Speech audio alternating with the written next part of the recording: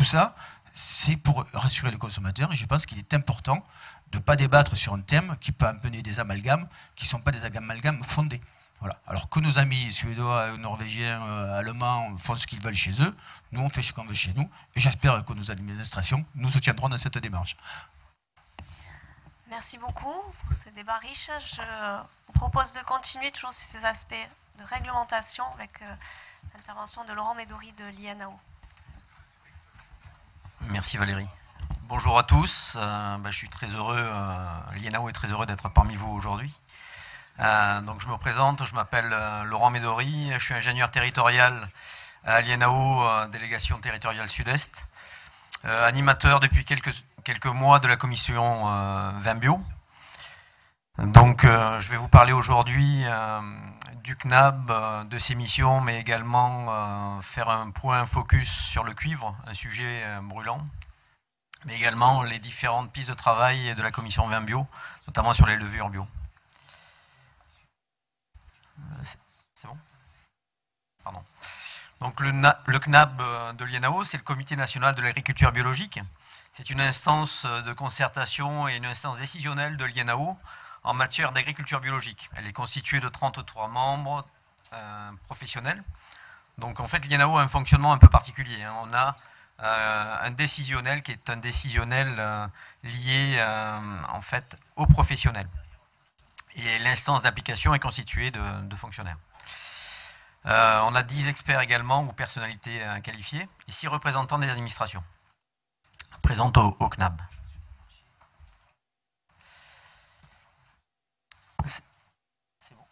Les membres sont directement nommés par le ministre chargé de l'Agriculture, par arrêté ministériel, après consultation des organisations professionnelles.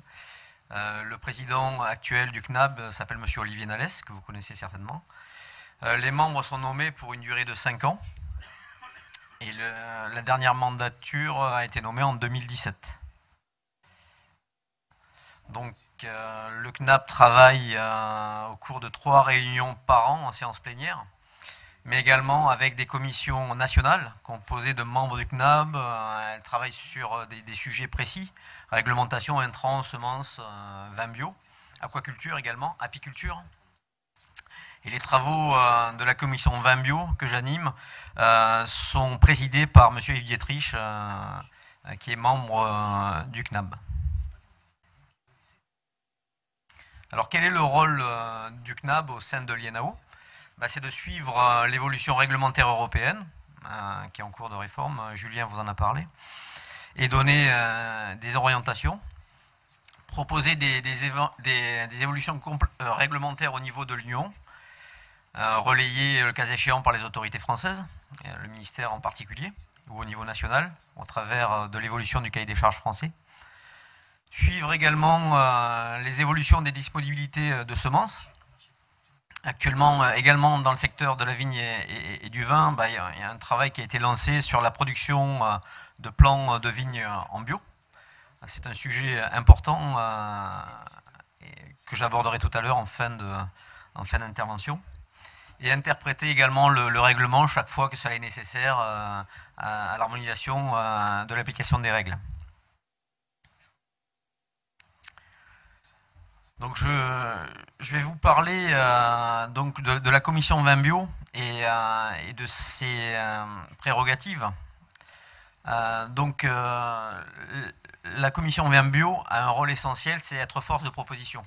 Elle va analyser toutes les évolutions de la réglementaire, mais également provoquer de nouvelles expérimentations, pour éventuellement demander, après analyse de l'argumentaire technique, leur intégration en agriculture biologique. Donc la commission vin bio va faire cette analyse, ensuite va proposer au CNAB les évolutions techniques ou les refus éventuels, parce que bien évidemment il peut y avoir des refus, notamment sur certaines pratiques œnologiques.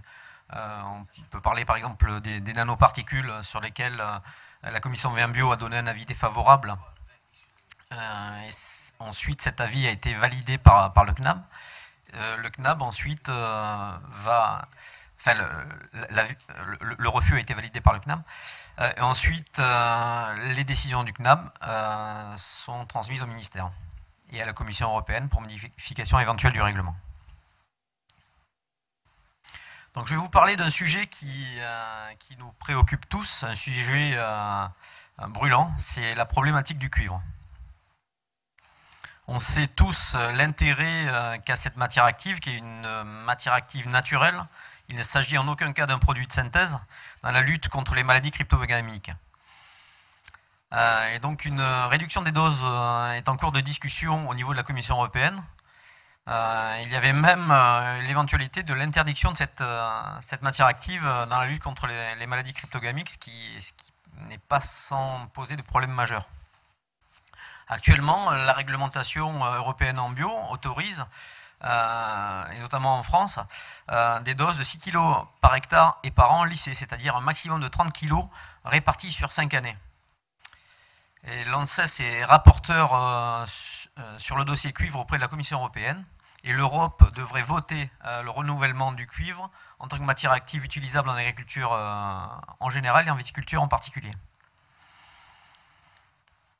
Donc la décision sur la quantité maximale utilisable et le lissage possible n'est pas prise en compte dans les discussions de la Commission européenne.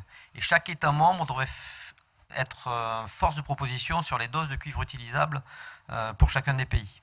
La France et l'Allemagne ont une position commune sur le lissage et souhaiteraient a priori ne pas forcément poursuivre dans cette voie. Et l'ANSES et l'EFSA ont envisagé dans la réglementation européenne que l'utilisation du cuivre soit limitée à 4 kg par hectare et par an sans possibilité de lissage. Ce qui n'est pas sans poser de problème, parce qu'on sait très bien que d'un millésime à l'autre, les conditions peuvent changer, notamment les conditions climatiques en termes de pluviométrie. Et une année comme 2017 n'a pas forcément posé trop de problèmes, et notamment dans les secteurs de vignobles méditerranéens. Par contre, sur des zones notamment soumises au climat continental ou océanique, où on a davantage de pluie, ça peut être vraiment très très problématique. Alors, la lutte contre les maladies cryptogamiques en général et le mildiou ne peut, en l'état actuel des connaissances, être envisagée sans le cuivre. On n'a pas d'alternative. Donc actuellement, on peut raisonner en utilisant 6 kg, je vous l'ai dit tout à l'heure, en moyenne avec possibilité de lissage sur 5 ans, c'est-à-dire 30 kg. Et cette possibilité de lissage incite de nombreux vignerons à économiser les traitements lorsqu'ils ne sont pas nécessaires afin de mieux gérer des périodes plus favorables au développement des champignons. Une année comme cette année permet aux vignerons de mettre de côté une partie du cuivre utilisable sur 5 ans pour pouvoir traiter une année plus défavorable. Alors, une réduction des doses de cuivre utilisables, 4 kg de cuivre par an et par hectare, entraînerait presque à coup sûr un gel des conversions et certainement des déconversions massives en raison des difficultés importantes de gestion du mildiou et de fait des risques de perte de récolte. Cette réduction des doses entraînerait de nombreuses exploitations viticoles vers un retour vers un modèle conventionnel, donc de fait avec une utilisation de molécules phytosanitaires de synthèse qui ne sont pas sans effet sur l'environnement. Donc il faut choisir vraiment le choix du cuivre est un choix essentiel parce que le cuivre est bien moins toxique que les molécules de synthèse qui peuvent se retrouver dans l'eau ou dans l'air. Donc au niveau du calendrier de réévaluation de la substance active cuivre, en fait ce calendrier prévoit que la Commission européenne va travailler sur la procédure de réapprobation de ce cuivre. Un vote devrait être effectué en 2018 pour prolonger ou non l'approbation du cuivre et définir des conditions d'usage. Et c'est à partir des préconisations de l'EFSA que le texte d'approbation ou de non-approbation sera voté. Il faut souhaiter que malgré tout, il y ait une approbation, parce que, comme je viens de vous le dire, ça risque de devenir particulièrement complexe si le cuivre n'est plus autorisé. La conclusion de l'EFSA est donc une conclusion qui est primordiale. Aujourd'hui, l'EFSA a publié un peer review de la bibliographie scientifique sur le cuivre. Et l'EFSA a identifié plusieurs risques importants, notamment sur les oiseaux, les animaux aquatiques, et les macro-organismes du sol. Je crois que c'est surtout le vrai problème, c'est ça en fait, un problème d'accumulation des cuivres dans le sol. Mais des données complémentaires sont nécessaires et donc l'EFSA pour l'instant ne conclut pas. Donc au niveau de ce calendrier de réévaluation, il était prévu que l'approbation des composés cuivre présents dans le règlement d'exécution européen arriverait à expiration le 31 janvier 2018.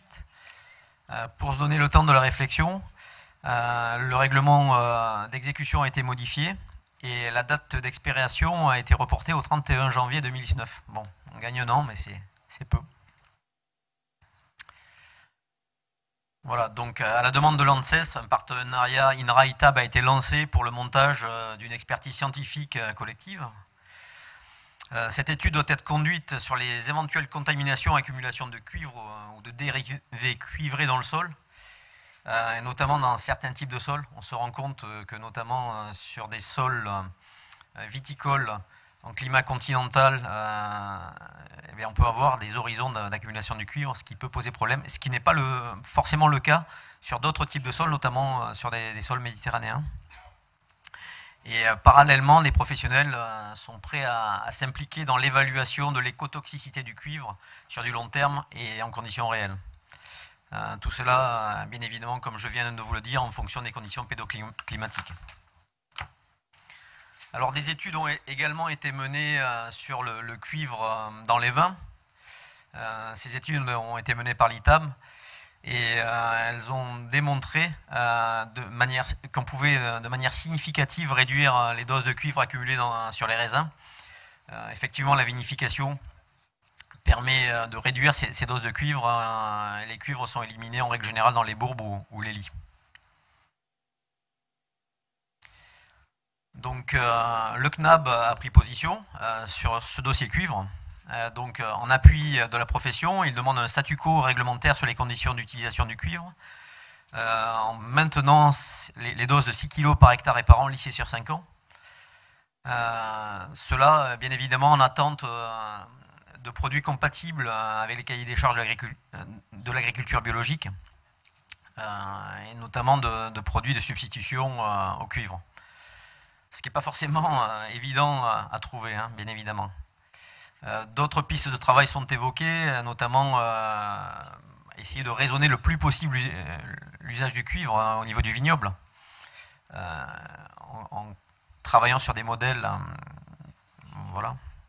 Sensibiliser également sur les enjeux d'utilisation du cuivre dans la lutte contre la maladie cryptogamique et la nécessité, faute d'alternatives, de conserver les doses maximales actuelles. Voilà pour le cuivre, donc un sujet vraiment à suivre avec attention pour la protection contre les maladies cryptogamiques. On va vous parler, je vais juste faire une petite diapo sur les levures en bio. Actuellement, le CNAB, au travers de la commission vin bio, travaille sur la production de levures 100% biologiques. Alors, le problème majeur, c'est un problème de process de fabrication et notamment de conservation. Pour l'instant, les producteurs de levure utilisent pour recouvrir la pellicule, enfin les écorces de levure, des conservateurs qui ne sont pas pour l'instant en bio, ce qui pose un problème. Parmi les autres problèmes rencontrés figure la nutrition, également le problème du coût de production. Donc la commission vin bio travaille avec des producteurs de levure pour essayer de trouver des solutions à ces problèmes. Le CNAB se veut être force de proposition pour faire évoluer la réglementation sur ce point. Alors un autre sujet important qui est vraiment cher au travail du CNAB et surtout et évidemment de la commission vin bio, c'est en fait la production de plantes de vigne biologiques. Pour l'instant, il n'y a aucune production de vigne en agriculture biologique, alors que le principe du règlement agriculture biologique est qu'en fait, de la semence ou du plant jusqu'à la commercialisation du produit, tout doit être en agriculture biologique, ce qui n'est pas forcément le cas en viticulture, puisque on n'a pas de production de plants en agriculture biologique. C'est lié à plusieurs contraintes. En fait, on a une contrainte majeure, c'est la gestion de la flavescence dorée. On le verra tout à l'heure. Donc, pour l'instant, le CNAB s'est positionné à ce sujet. Donc, on doit avoir la plante parentale, c'est-à-dire la plante qui produit le greffon qui doit être en agriculture biologique. Et le greffon doit être issu d'une plante mère conduite en bio depuis au moins 2 ans, enfin 2 périodes de végétation. Alors, il y a une évolution également, mais là pour l'instant c'est dans les tuyaux, de produire également des porte-greffes en bio. Ça pourrait être également une solution pour pouvoir produire des plants totalement bio. Pour être vraiment clair avec le consommateur et être dans l'esprit de l'agriculture biologique. Mais pour l'instant, on ne parle que de greffons.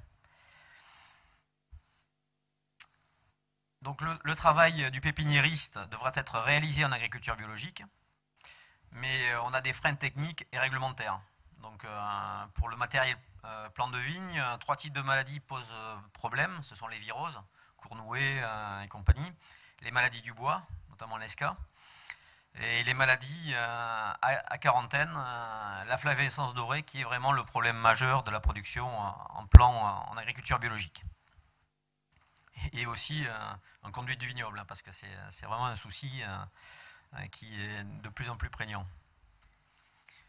Donc pour la flavescence dorée, on a des moyens de lutte obligatoires en agriculture biologique, donc avec l'utilisation de 3 traitements obligatoires à base de pyrétrénoïdes, et également des traitements en pépinière après la greffe. Alors il faut savoir que le problème, c'est que les traitements pyrétrénoïdes ont des durées d'action relativement courtes par rapport aux autres produits chimiques de synthèse, et ce qui peut poser de gros soucis dans la production de plants bio. Voilà, le pyrètre ne suffit pas. Donc un autre traitement permettrait de produire des plants bio, c'est le traitement à l'eau chaude. Et c'est un traitement intervenant à la sortie de pépinière avant la commercialisation. Il présente une efficacité prouvée, mais il n'est pas pour l'instant comptabilisé dans les traitements obligatoires. Alors il faut savoir que des études sont en cours pour la production de ces plants en agriculture biologique et qu'une faisabilité technique et économique est en cours. Effectivement, pour l'instant, les plants en agriculture biologique devraient présenter un surcoût majeur, mais des économies d'échelle sont possibles. Et à terme, dans les années à venir, il devrait être tout à fait possible de pouvoir acheter des plants bio avec un surcoût inférieur à 20% par rapport à un plan conventionnel. Donc, pour les plants de vigne, donc, la suite à donner, il convient surtout d'anticiper toute évolution de la réglementation européenne en étant force de proposition pour la production de plants d'agriculture biologique. Il faut savoir que les Italiens sont un petit peu, pour l'instant, force de proposition, et il faut suivre cette voie et avoir un discours, être force également de proposition pour les producteurs français. Et il convient à ce stade d'encourager la production et l'utilisation de ces plants. Voilà, je vous remercie pour votre attention. N'hésitez pas si vous avez des questions. Voilà. Oui, bonjour. Vous pourriez donner un petit mot sur l'état de la réflexion par rapport à l'utilisation du cuivre dans les autres pays hors Europe, type Australie, Argentine, États-Unis? Où est-ce qu'ils en sont sur ce sujet? Pas forcément d'infos à ce sujet, ouais, je suis désolé. Et vos collègues? Julien, tu veux? Ça marche, ouais. On n'a pas d'infos non plus en dehors de l'Europe. Mais après, c'est une question qui est purement européenne, puisqu'on est sur une question de décision qui sera prise en 2018 sur est-ce qu'on autorisera le cuivre ou pas à partir de 2019 et dans quelles conditions au niveau européen. Donc en fait, on est vraiment dans le cadre européen. Au-delà, je ne sais pas. Après, je crois avoir vu dans tous les standards mondiaux, le cuivre est autorisé en bio en tout cas. Donc après, je ne sais pas s'il est autorisé dans la réglementation nationale, locale, mais c'est plutôt un produit qui est historiquement dans le bio depuis le début et qu'on retrouve dans tous les standards bio. Non, je suis d'accord, hein, je vous suis. Ma question portait effectivement parce que si on fait des accords commerciaux et donc on reconnaît les labels mutuellement, pas avec le Chili ou quoi que ce soit, si on a une tendance, au-delà de la partie purement santé, j'allais dire, de nos sols, pour la partie donc, commerciale, économique, si nous on se met des barrières encore plus exigeantes et plus strictes, mais je dirais que le monde ne suit pas, on pourrait avoir tendance à se désavantager, j'allais dire. C'est une question qui est très complexe, qui dépasse la question du bio en fait, parce que là encore, la négo, elle n'est pas dans les instances de la Commission européenne qui gère le bio, elle est dans les instances DG Santé qui suivent les questions phytosanitaires. Et si on décide par exemple en 2019 interdiction du cuivre dans l'Europe, il y aura des décisions ensuite qui seront prises pour assurer que des produits, si on considère qu'on l'interdit pour des raisons de santé, on pourra prendre, enfin l'Europe peut prendre des mesures de sauvegarde pour interdire les produits contenant ces résidus pour entrer à être importés. Pardon. Donc du coup, c'est juste de la fiction, mais il y a eu des décisions qui ont été prises sur d'autres molécules, ou quand on l'interdit dans l'Europe, après il y a une discussion sur jusqu'à quel stade on va l'interdire dans l'import, on va peut-être l'interdire sur des usages, sur pas mal de produits, après il y a des négociations avec certains pays pour lesquels il y a des enjeux diplomatiques et autres qui peuvent rentrer en compte, mais pour le cuivre, on n'est pas trop dans cette logique-là, on est plutôt dans une logique de savoir est-ce qu'on l'autorise et surtout on l'autorise à quel niveau, à quel seuil. Sachant que le débat il est surtout en interne au niveau européen puisqu'on a des pays qui ont déjà interdit le cuivre sur leur marché. Merci. Oui, bonjour. Donc pour rebondir sur la question de monsieur, je voulais savoir également s'il y avait des recherches actuellement dans les autres pays européens pour savoir s'il y avait des alternatives au cuivre. Et deuxième question, est-ce que les huiles essentielles pourraient constituer une alternative au cuivre? Tous les éléments qui permettent de lutter contre les maladies cryptogamiques sont bien évidemment des alternatives. Après, je pense qu'il faut travailler à la vigne, c'est-à-dire modéliser et surtout raisonner les traitements pour diminuer les doses. C'est déjà fait mais la modélisation permet vraiment de diminuer ces doses de cuivre.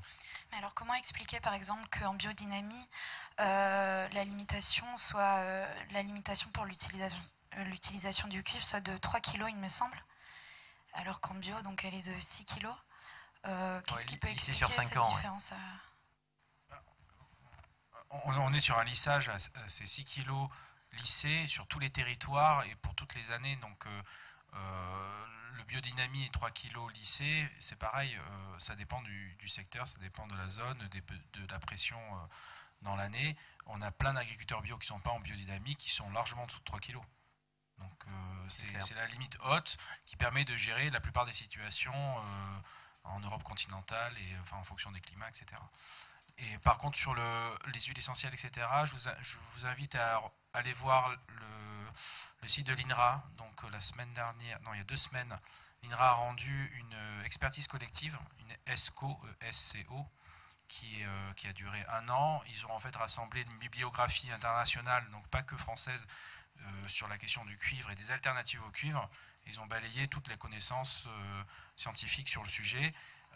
Et en gros, le résultat montre qu'on peut arriver à 3 kg assez facilement, entre guillemets, par un ensemble de techniques, notamment agronomiques, gestion de système, utilisation de certains intrants alternatifs, mais qu'on ne sait pas se passer du cuivre actuellement, si on ne peut pas se passer à 100% du cuivre. Et notamment, vous verrez dans cet ESCO, il y a une synthèse et un document plus complet, il balaye toutes les alternatives possibles. Pour l'instant, on n'a pas d'alternative crédible qui permet de remplacer le cuivre totalement. On a des produits qui vont être mis en même temps que le cuivre, qui vont permettre de réduire la dose de cuivre, d'améliorer l'efficacité, mais on n'est pas sur un produit de substitution. Puis je crois qu'on est sur un ensemble de solutions. La gestion de l'azote en fait partie. En rendant le végétal moins attractif pour les maladies cryptogamiques en diminuant voilà, les apports azotés, même si en bio, effectivement, les apports azotés sous forme minérale sont interdits.